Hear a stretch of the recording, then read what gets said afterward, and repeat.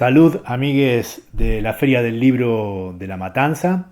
Agradezco esta oportunidad para darles a conocer la existencia de mi libro más reciente. Por su valentía se llaman Tigres, indios rebeldes en el país del Nahuel Huapi. Es un libro que, como indica su título, está parado desde el Nahuel Huapi como territorio, como espacio territorial, desde una perspectiva de historia mapuche con intención descolonizadora. El libro abarca un periodo que arranca en el siglo XVI. La primera mención histórica al lago Nahuel Huapi data de 1621, cuando hasta aquí llegó una maloca, una expedición esclavista española, y ya el cronista escribió por entonces que las islas y las costas de este lago estaban pobladas por unos indios puelches, anotó el cronista. Puelches es una voz en mapuzugún, idioma mapuche, que significa, entre otras cosas, gente del este. Durante varios capítulos, el libro trata de establecer que en este espacio territorial, más allá de la presencia más bien esporádica de misioneros jesuitas y de otras expediciones, inclusive militares, que llegaron desde la isla de Chiloé, todo el actual noroeste rionegrino, el oeste neuquino y buena parte de lo que hoy denominamos Patagonia, permaneció ajeno a la jurisdicción española, ya que España nunca pudo hacer ondear su pabellón imperial en estas playas.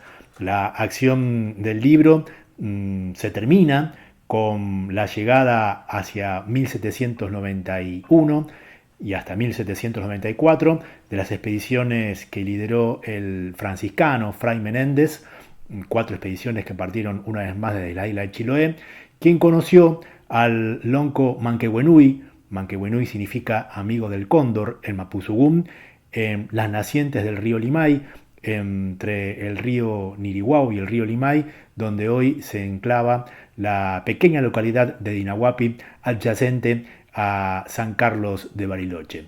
En esa oportunidad, en el último de los viajes, Fray Menéndez y sus 70 soldados, porque no es que estaba solo, también conocieron al lonco Churilaquim, un lonco que aparece varias veces en esta crónica porque también interactuó con Basilio Villarino en su expedición de 1784, y en esta ocasión Churilaquim intimó a los españoles que habían llegado de Chiloé a abandonar rápidamente este espacio territorial que estaba bajo soberanía de varios loncos mapuches, Manquehue, Calleco, el propio Churilaquim. Y los españoles efectivamente se volvieron a la isla de donde habían llegado.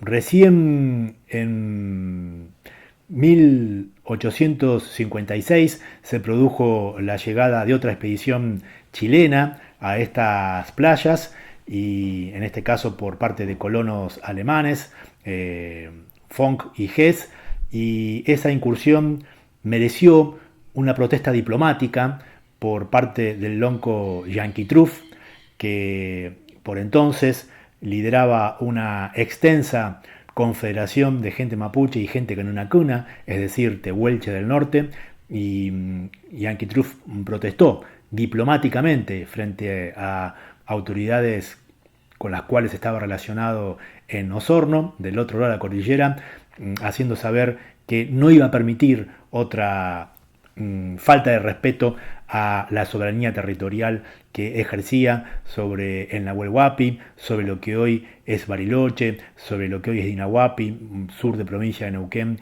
y también noroeste de Chubut. Por su valentía se llaman Tigres, indios rebeldes del Nahuel Huapi, pasa a revista a 3 siglos de historia, donde queda clara donde queda clara la preexistencia mapuche al Estado argentino y también al Estado chileno, y que sobre este rincón del Puelmapu, es decir, el territorio mapuche del este, nunca España pudo posar sus garras imperiales. Esa sería mi palabra. Adrián Moyano es mi nombre. Agradezco de nuevo la chance de hablar de mis investigaciones en la Feria del Libro de la Matanza. Peucayal, que significa hasta más ver en Mapuzugún, idioma mapuche.